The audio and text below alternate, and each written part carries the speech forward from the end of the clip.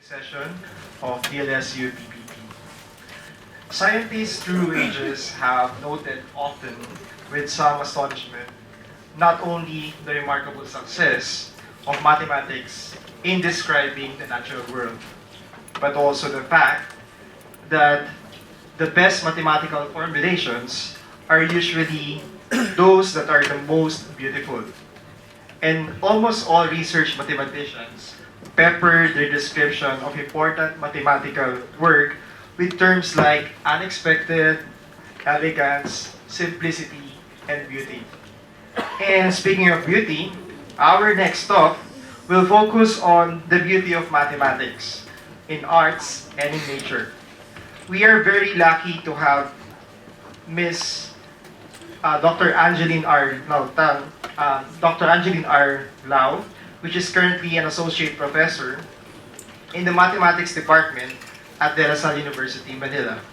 She joined DLSU in 2013 after the completion of her doctorate degree in systems biology under the Olaf Wolkenhauer Rostock University and Thomas E. Wilnow Max Delbrück Center for Molecular Medicine in Berlin. Prior to this, she studied mathematics at De La Salle University, Manila, and the University of the Philippines in Diliman.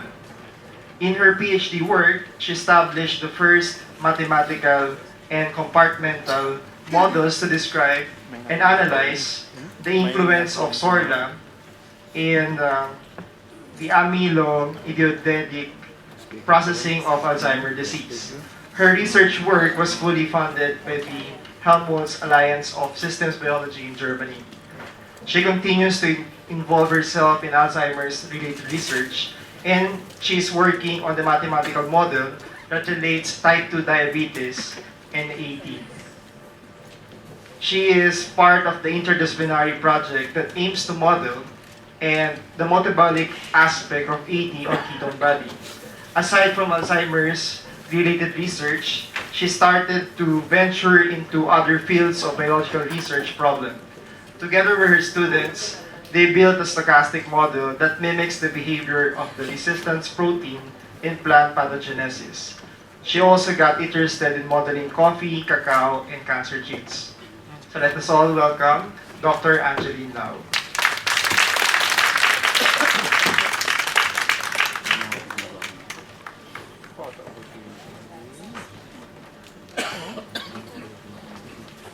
Thank you for the introduction. Pleasant morning to all of you. I'd like to thank the department for giving me this opportunity to share my insights in teaching mathematics of beauty in nature and arts. So actually, every time I teach this course or this module, I never fail to learn something new, especially this term. Teaching math in the modern world, I also need to study and read more articles in able to teach this subject. So although we know that in math, sometimes we are stuck with some problem, but usually what we want is to drill ourselves and get excited about something. Once we're excited about something, there is motivation to learn and accept new things. That's what I usually ask my students to do, that they get excited first, because once they get excited, they'll accept whatever I taught them. If they get bored or they, at the very beginning, they rejected whatever I will tell them, then they will not appreciate whatever I will teach them throughout the course. So I'm actually fascinated by how things in this universe are created. They seem to be unorganized or random, but if you look closely, there's actually some patterns, sequence, and formulas that if you apply them repeatedly, okay, you will create beautiful objects or things.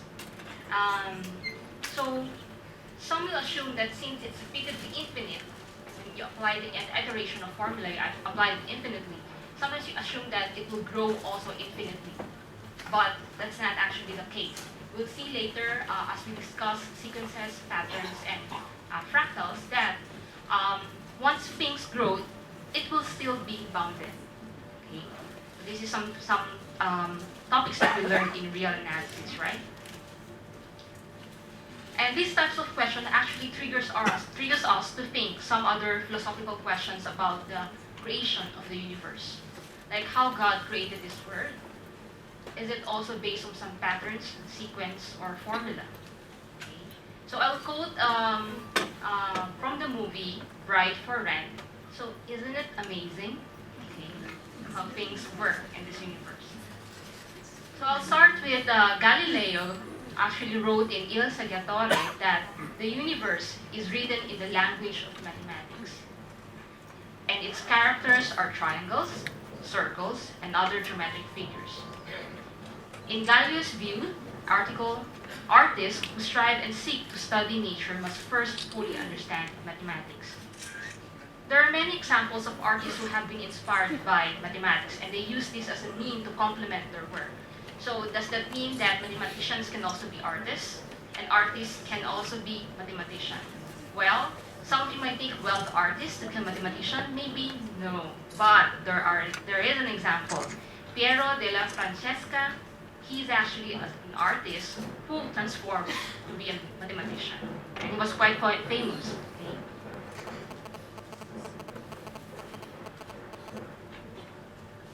Okay, so this is the outline of my talk. It looks random, right? But there's a pattern in it, and there's a order in my outline. Okay, so in this talk, I will first give some motivation to catch your attention, of course. And then throughout the talk, I will share some strategies that we applied in letting the students appreciate the beauty of mathematics in nature and arts. Then I will start discussing golden ratio. You see the word golden ratio there, right? So you see there's pattern in my outline. Then I will start by discussing why golden ratio is called the blueprint of nature and how it's applied in ancient art and modern arts. Lastly, now we are in the modern age, we have computer arts. So I will also discuss the concepts of fractals, how we can create simple fractals manually. And because my background is also computational, so I will also show how we can also generate fractals using computers simulation. If given enough time, perhaps we can also discuss and brainstorm how we can improve discussing this topic, especially how to trigger the creativity and critical minds of our students, how we can challenge them and help them better appreciate mathematics. Okay, for the motivation part, I think let's start with Angelina Jolie to inspire us. Okay. And then the sound of the shell to calm us before we begin. And the greenness of the broccoli to calm your eyes. Okay. Actually, in some weddings, they use broccoli to replace the flower. So you can imagine how beautiful the broccoli is. Maybe if I get married, I can also use the fractals like broccoli.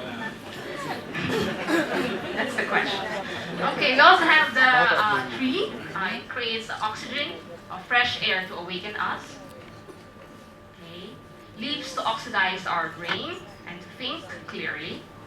Sunflowers to refreshen us. Okay, these are dead branches, but they also have their melodrama. If you look at it, it's dead, but it has a dramatic effect. And then ice glacier to give us some cold feeling. The grandness of the nature, and of course, the universe. Okay?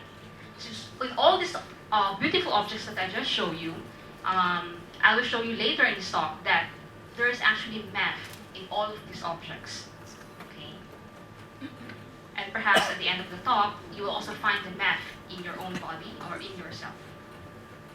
Okay, for the Fibonacci number and golden ratio, when I teach this subject, I usually start with an activity. So I'll ask my students to arrange the shuffled squares of different sizes to form a rectangle. Okay. Usually, in some cases, if I have bright students, within seconds, 30 seconds, they can already show the rectangle using the squares illustrated here. But believe me or not, there are some students who will not appreciate or will not get how can these squares become rectangle. So what I do is I usually group them together, at least by pair, so that the brighter students can at least guide the students and show the poorer students that, okay, we should do this and be able to form the rectangle. Okay. And then, once they form the rectangle, okay, I will ask them, have they observed any patterns or sequences in creating the rectangles using the squares given? Okay. Perhaps you can, I'll give you 5 seconds, because you're brighter than my students. Perhaps you can also figure out the patterns. So basically what I'm asking them to find out is that 2 is actually constructed besides 1 and 1. Okay? And then you have 3, okay, which is constructed beside 2 and 1. 5, its sides composed of the squares 3, 1, 1, or it can also be 3 and 2, right? Lastly, we have 8, sides composed of 5 and 3, or 5, 1, 2. So you see that the sides are, actually if you add them, it's the sum, right?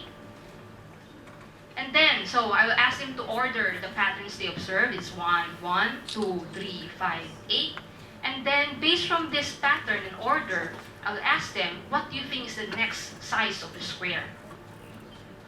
13. I already heard the answer, although maybe you just murmur it, but I heard it, okay? Okay, the answer is 13. Very good. So, when they gave the answer, so somehow they get a grasp of the patterns and sequence of the numbers I gave them, and then I will ask them to find the 10th sequence. So they will do it one by one or add it one by one based on the patterns they know. Okay? And then I will ask them, is this sequence familiar to you? Maybe they have already took it up in high school days. So I will ask them, is this sequence familiar? Do you know the name of the sequence? And then usually, I never failed, usually there will be 1 or 2 bright students who will give me the name of the sequence. And they will tell me that it's the Fibonacci sequence. Okay? Then, once they told me that it's Fibonacci sequence, I'll give a brief introduction of Fibonacci. But mainly, I want to share or tell them what inspired Fibonacci, okay, to arrive at the sequence. Okay?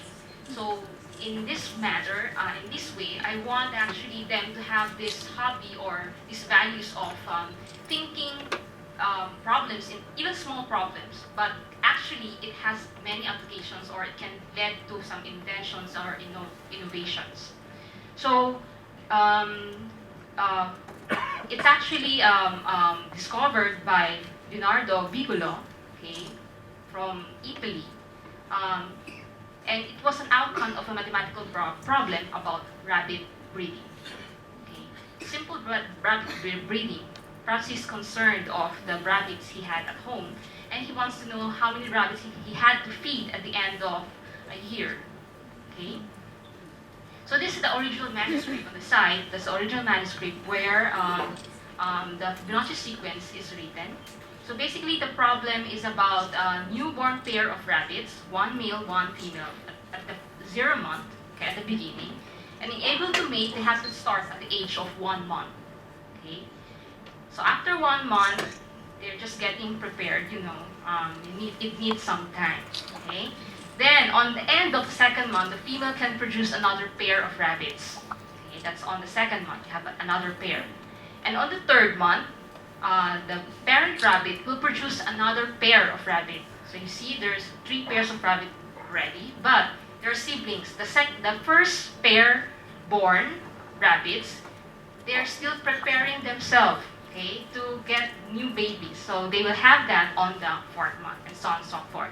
So if you count the number of pairs of rabbit, it actually followed some patterns or some numbers. It's 1, 1, 2, 3, 5, 8. Okay. And actually, Fibonacci, when he had this problem, he was thinking at the end of the year how many rabbits he will have, okay, at the end of the year. So that's the motivation part. And then I will formally define the formula of Fibonacci to derive the Fibonacci sequence. So it's the sum of the previous 2 terms, except that they have a seed values, which is f sub 1 and f sub 2, which is equivalent to 1. Okay? However, And then I will present also the Winx formula. Okay. I will give them the formula since in last term our students are mainly art students. I don't want them to derive the formula. However, if we have math students, perhaps we can give them as an assignment. They can derive or expound the formula, okay, that arrives to Winx formula. So presenting this formula, so 1 plus square root of 5, I'll tell them that this formula is actually derived using golden ratio. If you look at the equation, it can actually, it's arrived from the formula 1 plus square root of 5, all over square root of 5. And then using this formula, I'll ask them again to solve for the 10th term, which they already did it manually earlier, right? So I'll ask them to substitute the n by 10, and then using calculator, they have to arrive at the same answer, which is 55, okay? And then if I have brighter students, I will show them the proof of Winx formula.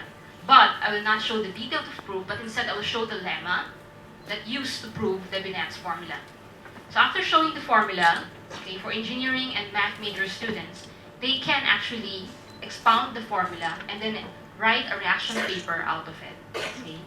So this is not to board our very intelligent students. Okay? So typically the formula is proven as a special case of a more general study of sequences in number. Okay? And for, so it actually used geometric series to prove the formula. So given lemma 1, it is not obvious that there should be a connection between Fibonacci sequence and geometric series, but we were able to show the connection in lemma 2, okay? And lemma 2 will be used to prove Winx formula. How about for the art students? If they cannot prove the theorem, they can actually tell me what type of proof they use. For example, is it proven using a proof by contradiction or by induction? Something like that. Okay? They can do that because in our book, we actually also teach them mathematical language. So they should be able to see what type of proof is applied in proving each lemma and theorem. Okay, after showing them the Winx formula and how Winx formula is derived, I can ask them to solve for higher numbers, and then perhaps it will end give to solve for Fibonacci, like 144. And then the next activity I'll ask them to do is I will ask them to divide f of n by f of n minus 1. Okay, for all the sequence until 144. So by doing this, they should arrive at something like this. So what did you notice? If you keep dividing the Fibonacci numbers from the 1 to the previous one, what did you observe? It's actually converging, right? The solution is converging to 1.6183, okay, which is our golden ratio. So mathematics and arts have a long historical relationship. The ancient Egypts and ancient Greeks knew about the golden ratio. You think they don't know, but they know. Okay? They regarded it as an aesthetic pleasing ratio and incorporated it into the design of monuments, including the Great Pyramid. Okay? So if you look at the Great Pyramid, the slope or the hypotenuse is 612, 3.01, and then the opposite is 481.4. If you divide that, that's close to the value of golden ratio. So it's very amazing how they constructed the pyramid without actually measuring, and it's related to Fibonacci sequence. It's related to golden ratio. Did they have a tape measurement that measured? Okay, this is already 612.61. Stop. Okay, this pyramid this should be 481.1. Stop. No, they just build it, and then amazingly, this architecture follows the pattern or sequence of golden ratio. What else? We also have the Parthenon from Athens.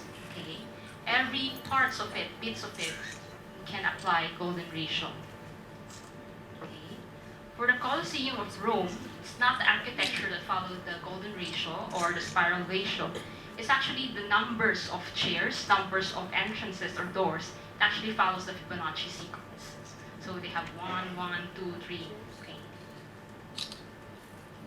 So it all started actually way back to the 5th century BC. Okay? The Greek sculptor Polykleitos prescribed the ratio 1:2 square root of 2 as the best mathematical proportions for carving the ideal male nude. Okay? These are 18. I think we are all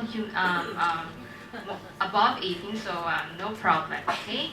But according to Polykleitos, beauty, he thinks, does not reside in the proper proportions of the elements, but in the proper proportion of each parts. Okay? Such as, for example, the fingers to fingers, okay, your hands to your arms, okay? All this, okay, should be included in calculation of your proportions and ratio. And actually prescribe this or describe this as the canon. Okay? This is called actually the canon of Polykleitos. Okay? So then on, from here on, all the philosophers and doctors just accepted that, okay, for beauty to reside in, it has to follow this proportion. However, after some centuries, it has evolved. Okay, it has evolved, and it evolved to what we know as the golden ratio. It's not anymore 1:2. It's actually evolving, and then it's 1.618. Okay, and golden ratio have been persistently and popularly used in ancient arts and architecture. It actually does not have any reliable evidence. If you look for evidence, I try to look for it, but there's no evidence that state, okay, if I follow this ratio, I'm beautiful. Okay. There are also some studies that said, okay, if you have this ratio, you're qualified to be the model. Or if you follow this ratio, okay, maybe you're so beautiful that I cannot appreciate. But the golden ratio said you're very beautiful because you're perfect. You're 1.618. Okay, so you must be beautiful. That's what golden ratio said. But maybe I don't appreciate your beauty. But the math said you're beautiful. Okay, then just accept it. Okay. So later on, Leonardo da Vinci extended the concept presented by Polykleitos, and he created the Vitruvian math. Okay, so you'll see there are measurements 1, 2, 3, 4, 5, 6, 7, 8. If you apply the ratio for 1:2, 2:3, 3:4, this all follows the golden ratio. Okay, so perhaps later on you can, after going back to your dorm or hotel, you can try to measure if you are somehow close to the golden ratio. But if not, you don't need to worry. You're still beautiful in the eye of the God. Okay, okay, moving on to the modern times. Okay, in arts and design school, they actually emphasize the use of proportions, in particular golden ratio. So this is a website where they teach the students what are the key concepts they need to understand in designing and creating things. And they emphasize on golden ratio. So some applications of Fibonacci sequence and golden ratio. Of course, we see that there is a spiral ratio, okay, in the universe.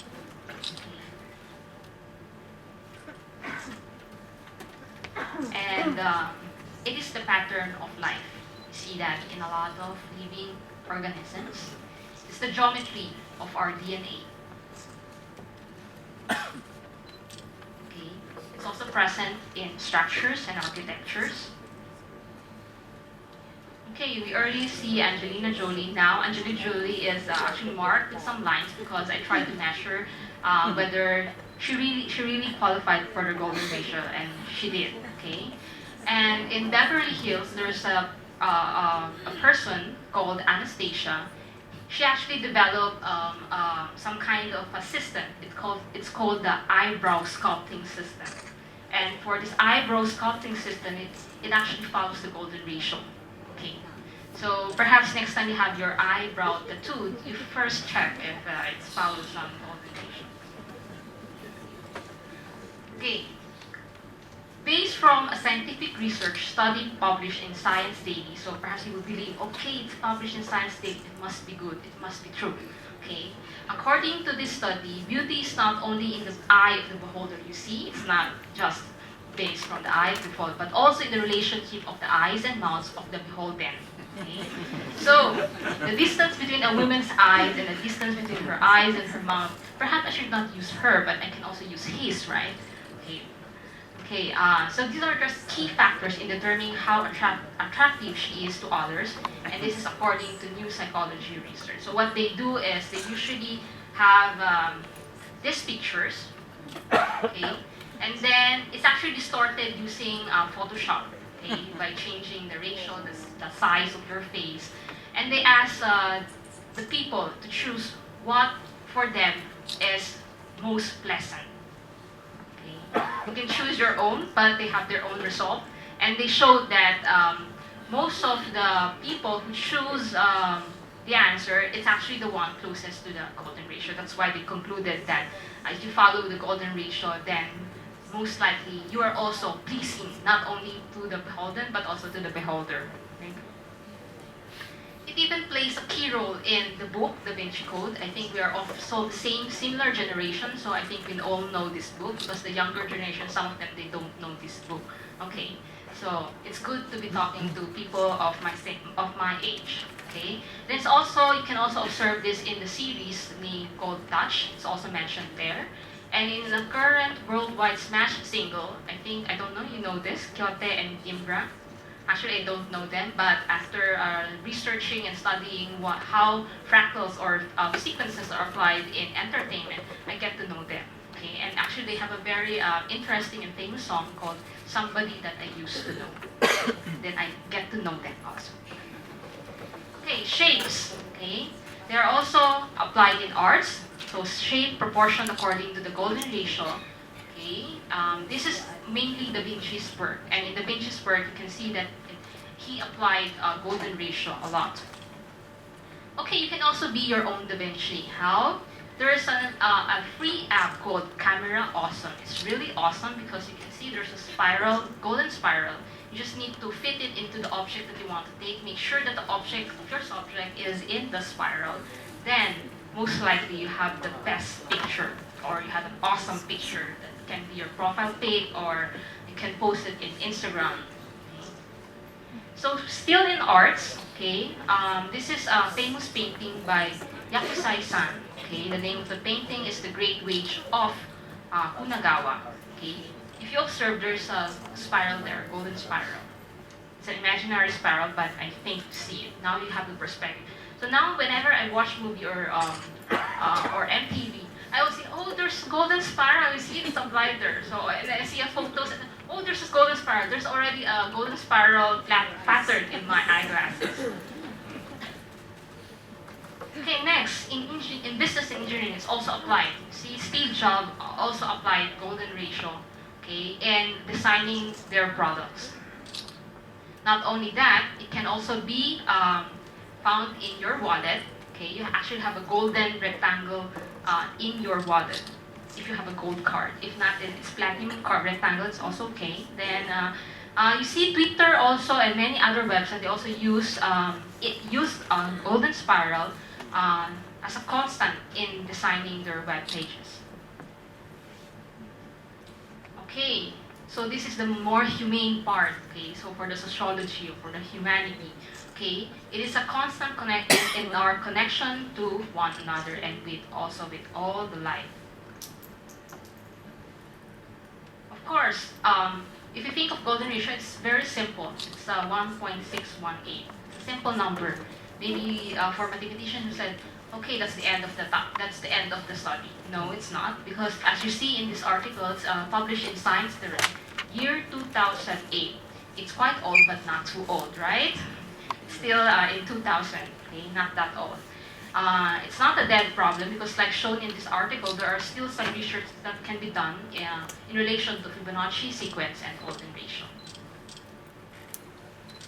And then after I discuss all the possible things that can relate to other fields of study, I will propose, I usually ask my students to write a reflection paper, okay, how they think Fibonacci sequence and golden ratio can be applied in their life, simple life, or simple activities in their life, or perhaps if they are already on their specialized stage, they can also think of how it can be applied in their field of study. Okay. Otherwise, I also ask some students, freshman students, if this is their freshman year, I'll just ask them to fill up the worksheet that calculates beauty ratio. Okay, so a while ago we have the body, the whole body. Now it's a focus on face. So this is more offending for some students. They prefer to keep it a secret whether they are close to the golden ratio or not. But you can test it among yourself and see if you're qualified to also be the next cover picture of any magazine. Okay, moving on. Okay, we already ended the part for Fibonacci sequence and golden ratio. Moving on, I will quote Binot Mandelbrot for his famous statement about fractal. He said, "Clouds are not spheres." Agree? Okay. Mountains are not cones. Yes. Coastlines are not circles. And bark is not smooth. Nor does lightning travel in a straight line. Agree? Okay.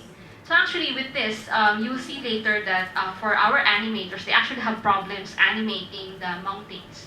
Because long time ago, if you want to animate, you have to draw thousands of pictures in order to draw one mountains or one trees. But with the fractals, our animator found solution in creating landscapes.